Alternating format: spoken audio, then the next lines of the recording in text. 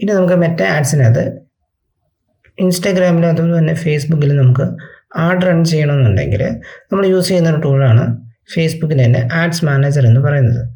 അതായത് ഫേസ്ബുക്കിൽ അക്കൗണ്ടുള്ള ഒരാൾക്ക് അവരുടെ പ്രൊഫൈലിൽ തന്നെ ഒരു ആഡ്സ് മാനേജറിൻ്റെ ആക്സസ് എടുക്കാൻ സാധിക്കും. സോ അത് യൂസ് ചെയ്തുകൊണ്ട് നമുക്ക് ഓപ്പൺ ചെയ്ത് കഴിയുമ്പോൾ ഇങ്ങനെ ഒരു ഇൻ്റർഫേസിലേക്കായിരിക്കും അത് വരുന്നത്. സോ ഈ ഒരു ആഡ്സ് മാനേജർ ഇവിടെ നിന്നുകൊണ്ടാണ് നമ്മൾ ക്യാമ്പയിൻസ് ഫേസ്ബുക്കിലേക്കും ഇൻസ്റ്റാഗ്രാമിലേക്കൊക്കെ ക്രിയേറ്റ് ചെയ്ത് റൺ ചെയ്യുന്നത്. സോ അതിന് വേണ്ടിയിട്ട് എല്ലാവർക്കും ഒരു ആഡ്സ് മാനേജർ യൂസ് ചെയ്യേണ്ടതാണ്. നമുക്ക് ആഡ്സ് മാനേജർ യൂസ് ചെയ്യുന്നതിനായിട്ട് നിങ്ങൾ പ്രൊഫൈലിൽ ചെന്ന് കഴിയുമ്പോഴത്തേന് നിങ്ങൾക്ക് അവിടെ ആഡ്സ് മാനേജർ എന്ന് പറയുന്ന ഒരു ഓപ്ഷൻ കാണാൻ സാധിക്കും. ആ ആഡ്സ് മാനേജറിൽ ക്ലിക്ക് ചെയ്യുക. അല്ലെങ്കിൽ adsmanager.facebook.com എന്ന് പറയുന്ന ആ ഒരു URL ക്ലിക്ക് ചെയ്ത് കഴിഞ്ഞാലും നിങ്ങൾക്ക് ആ ഒരു പ്രൊഫൈലിൻ്റെ ആഡ്സ് മാനേജറിലേക്ക് ചെല്ലാൻ സാധിക്കുന്നതാണ്. ഇവിടെ നമുക്ക് ഇതായിരിക്കും അതിൻ്റെ ഒരു ഇൻ്റർഫേസ് എന്ന് പറയുന്നത്. ഇവിടെ ചെന്ന് കഴിയുമ്പോൾ ടോപ്പിലായിട്ട് നമുക്ക് ആ ഒരു അക്കൗണ്ടിൻ്റെ ഐഡിയും അതുപോലെ തന്നെ അക്കൗണ്ട് നെയിമും നമുക്കിവിടെ കാണിച്ചു തരും. സോ അതുപോലെ തന്നെ ഇവിടെ നമുക്ക് ഒരുപാട് ഓപ്ഷൻസ് നമുക്കിവിടെ കാണാൻ സാധിക്കും. ലെഫ്റ്റ് സൈഡിലും അതുപോലെ തന്നെ റൈറ്റ് സൈഡിലുമായിട്ട് ഒരു കോളത്തിനകത്ത് 3 കോളം നമുക്ക് കാണാൻ സാധിക്കും. ഒരു ക്യാമ്പയിൻസ് എന്ന് പറയുന്ന ഒരു കോളം, അതുപോലെ തന്നെ ആഡ് സെറ്റ് എന്ന് പറയുന്ന ഒരു കോളം, ആഡ്സ് എന്ന് പറയുന്ന 3 കോളം. അങ്ങനെ 3 പാർട്ടാണ് മെയിനായിട്ട് ഒരു ആഡ്സ് മാനേജറിൽ സെറ്റപ്പ് ചെയ്യാൻ വേണ്ടിയിട്ട്, ആഡ് റൺ ചെയ്യാൻ വേണ്ടിയിട്ട് നമുക്ക് തന്നിരിക്കുന്നത്. ഇതിൽ ക്യാമ്പയിൻസ് ഇവിടെ നിന്നാണ് ക്രിയേറ്റ് ചെയ്യുന്നത്. ഇവിടെ നമുക്ക് ക്രിയേറ്റ് എന്ന് പറയുന്ന ഒരു ബട്ടൺ ഉണ്ട്. ആ ബട്ടനെ ക്രിയേറ്റ് ചെയ്ത് കഴിയുമ്പോൾ നമുക്ക് ആഡുകൾ ക്രിയേറ്റ് ചെയ്യാൻ സാധിക്കും. ഇതിൻ്റെ അപ്പുറം തന്നെ നമുക്ക് ആഡ് സെറ്റ് എന്ന് പറയുന്ന ആ ഒരു ഓപ്ഷൻ ഉണ്ട്. അതായത് ഓരോ ക്യാമ്പയിനും നമുക്ക് ഡിഫറെൻ്റ് ആയിട്ടുള്ള ആഡ് സെറ്റുകൾ ക്രിയേറ്റ് ചെയ്യാം. ഫോർ എക്സാമ്പിൾ ഡിജിറ്റൽ മാർക്കറ്റിംഗ് കോഴ്സിനെ ഒരു ആർഡർ റൺ ചെയ്യിക്കാൻ വേണ്ടിയിട്ടാണ് നമ്മൾ യൂസ് ചെയ്യുന്നതെങ്കിൽ ഡിജിറ്റൽ മാർക്കറ്റിംഗ് കോഴ്സ് എന്ന് പറയുന്നത് തന്നെ നമുക്ക് പല ടൈപ്പ് ഓഫ് ആഡ് സെറ്റുകൾ, അതായത് ചിലപ്പോൾ പല ഡിസ്ട്രിക്റ്റിലായിട്ടുള്ള ആഡുകൾ അങ്ങനെ നമുക്ക് സെറ്റ് ചെയ്യാം. അല്ലെങ്കിൽ പല ഏജ് ഗ്രൂപ്പ് പീപ്പിളിലേക്ക് നമുക്ക് ആഡ് സെറ്റപ്പ് ചെയ്യാം. അങ്ങനെ അത് ഓരോ സ്ട്രാറ്റജി അനുസരിച്ച് ആഡ് പല രീതിയിൽ നമുക്ക് സെറ്റ് ചെയ്യാൻ പറ്റും. അങ്ങനെ ഡിഫറെൻറ്റ് ടൈപ്പ് ഓഫ് ആഡ് സെറ്റാണ് ഒരു ക്യാമ്പയിനിൽ നമുക്ക് ക്രിയേറ്റ് ചെയ്യാൻ സാധിക്കും. അതായത് ഒരു ക്യാമ്പയിൻ അണ്ടറിൽ വരുന്നതാണ് ആഡ് സെറ്റ് എന്ന് പറയുന്നത്. ഇനി ആഡ് സെറ്റിൻ്റെ തന്നെ തൊട്ട് താഴെ വരുന്നതാണ് ആഡ്സ്. അതായത് ക്യാമ്പയിൻ ക്രിയേറ്റ് ചെയ്തു, ആഡ് സെറ്റ് വേണമെങ്കിൽ ഡിഫറെൻറ്റ് ക്രിയേറ്റ് ചെയ്യാം, അതെല്ലാം ഒന്നുണ്ടെങ്കിൽ ഒന്ന് ക്രിയേറ്റ് ചെയ്യാം. അതിനുശേഷം വരുന്നതാണ് ആഡ്സ്. ആ ആഡ്സിനാണ് നമ്മൾ ക്രിയേറ്റീവ് അപ്ലൈ ചെയ്ത് കൊടുക്കുന്നത്. ഒന്നെങ്കിൽ അത് വീഡിയോ ആയിരിക്കാം, അല്ലെങ്കിൽ പോസ്റ്റർ ആയിരിക്കാം. ഈ ഒരു വീഡിയോ അല്ലെങ്കിൽ പോസ്റ്ററൊക്കെ അവിടെ ആയിരിക്കും അപ്ലൈ ചെയ്ത് കൊടുക്കുന്നത്.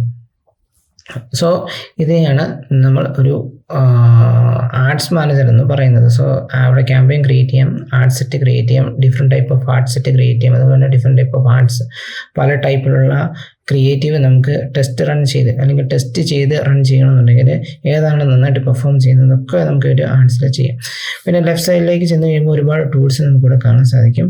അവിടെ നമുക്ക് ക്യാമ്പയിൻസ് എന്ന് പറയുന്നത് അവിടെയാണ് നമ്മളിപ്പം ക്ലിക്ക് ചെയ്ത് നിൽക്കുന്നത്. അവിടെ ക്ലിക്ക് ചെയ്ത് കഴിഞ്ഞാൽ നമുക്ക് എല്ലാ ക്യാമ്പയിൻസും ഇവിടെ നമുക്ക് ഷോ ചെയ്ത് കാണിക്കും.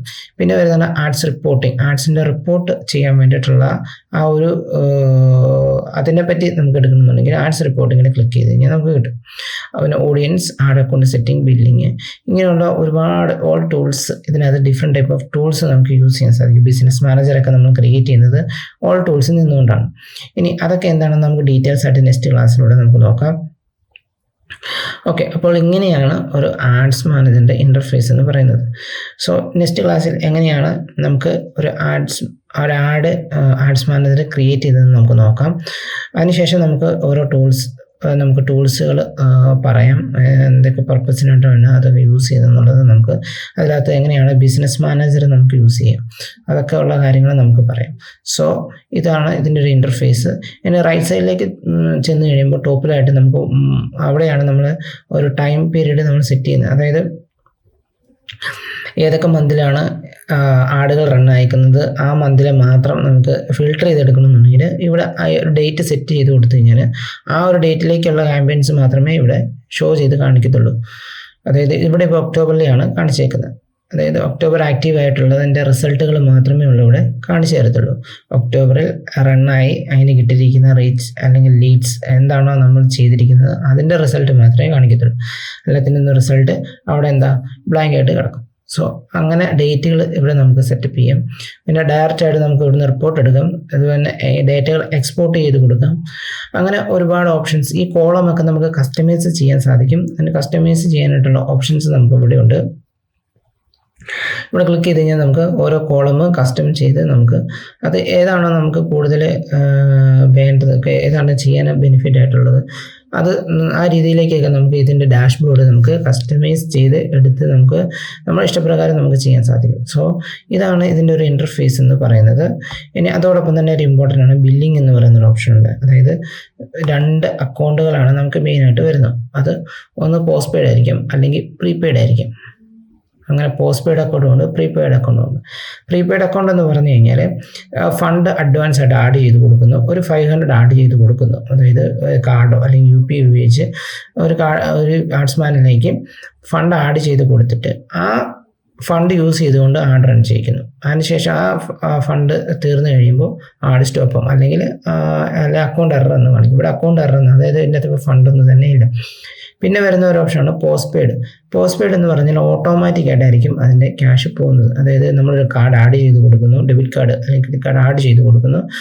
ആ ഒരു കാർഡിൽ നിന്നും ഓട്ടോമാറ്റിക്കായിട്ട് ക്യാഷ് ഡെബിറ്റ് ആയിക്കൊണ്ടിരിക്കും. അതായത് നമ്മൾ ചെയ്യുന്ന അനുസരിച്ച് ഓരോ ക്യാമ്പയിൻ എത്രയാണ് ബഡ്ജറ്റ് ചെയ്യുന്നത്, 500 ചെയ്ത് കഴിഞ്ഞാൽ 500 പ്ലസ് GST അനുസരിച്ച് ആ കാർഡിൽ നിന്ന് ഓട്ടോമാറ്റിക്കായിട്ട് ഫണ്ട് ഡെബിറ്റ് ആവും.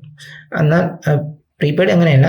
എത്ര ആദ്യം അഡ്വാൻസ് ആയിട്ട് പ്രീപെയ്ഡ് ആയിട്ട് ഫണ്ട് ആഡ് ചെയ്തതിന് കൊടുത്തതിന് ശേഷമായിരിക്കും ഇവിടെ നിന്ന് ഫണ്ട് ഡെബിറ്റ് ആകുന്നത്. ഇങ്ങനെ 2 തരത്തിലുള്ള ആഡ്സ് മാനേജറാണ് നമുക്ക് ഉള്ളത്. സോ ഇനി നമുക്ക് നെക്സ്റ്റ് ക്ലാസ്സിൽ ഡീറ്റെയിൽസ് ആയിട്ട് എങ്ങനെയാണ് ഒരു ക്യാമ്പയിൻ സെറ്റപ്പ് ചെയ്യുന്നത് നോക്കും. അതിനുശേഷം എങ്ങനെയാണ് ബിസിനസ് മാനേജർ ക്രിയേറ്റ് ചെയ്യുന്നതെന്നൊക്കെ നമുക്ക് നോക്കാം.